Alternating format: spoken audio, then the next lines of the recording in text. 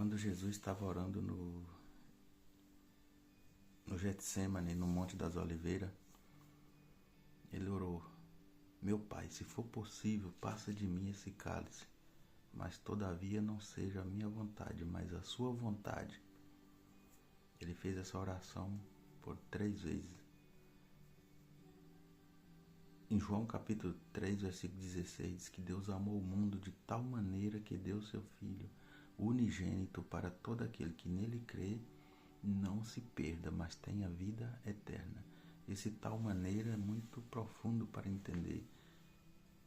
Que Deus amou o mundo de tal maneira que deu seu Filho. Então, quando Jesus estava orando ali, ele fez essa oração. Essa cálice é o cálice da indignação de Deus que estava preparado para cair sobre a humanidade. Então aí ia ter uma transferência. Jesus ia sentir esse peso dessa responsabilidade. Por isso que ele orou. Ele disse que ele ia cair na mão dos pecadores. Ele ia ser morto. Ele ia também, além da separação do Pai, ele ia provar a morte física. Eram 3 coisas. Ele ia provar a separação do Pai, ele ia provar a morte física e ia também provar o peso do pecado de toda a humanidade que ia cair sobre ele. Quando ele estava orando, quando ele estava crucificado, ele orou: Eli, Eli, lama sabachthani. Deus meu, por que me desamparaste? Deus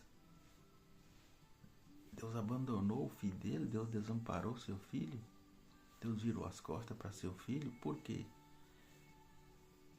Abacuque, capítulo 1, versículo 13, diz que Deus é tão puro de olhos que ele não pode contemplar a iniquidade, ele não pode contemplar o pecado, a maldade. Por isso que Deus virou as costas para seu filho.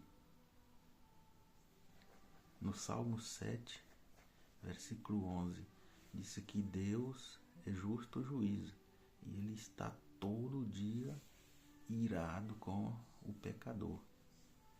Deus está todo dia irado. Deus não suporta o pecado, a maldade, porque ele é 3 vezes santo.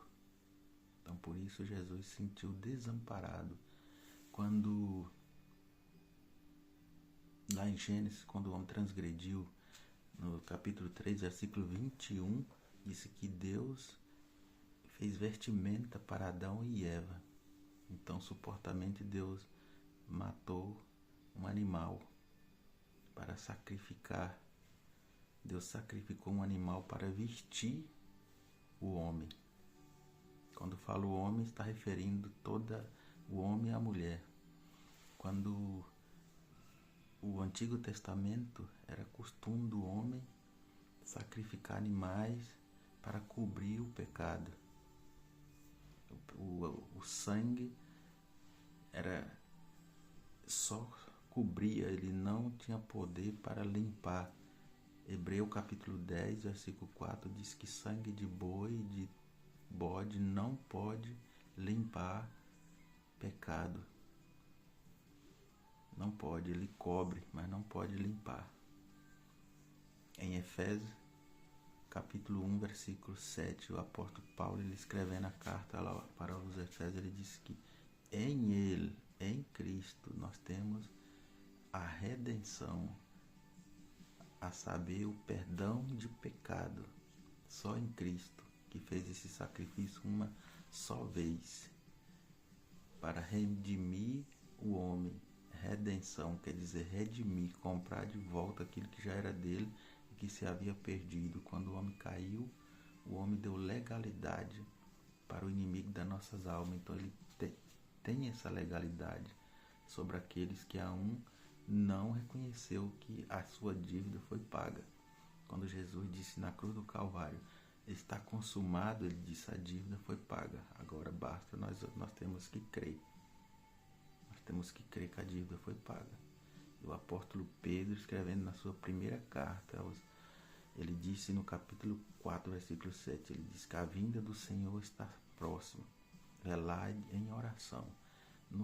Na segunda carta, no capítulo 3, aí Pedro vai explicar muitas coisas aí. Ele disse que nos últimos dias, assim como João, o apóstolo João falou dos últimos dias, Pedro também escreveu sobre os últimos dias. Ele disse que nos últimos dias ia vir burladores, pessoas burlando. De onde está a promessa da sua vinda? Que desde que quando nossos pais dormiram, até hoje estão falando.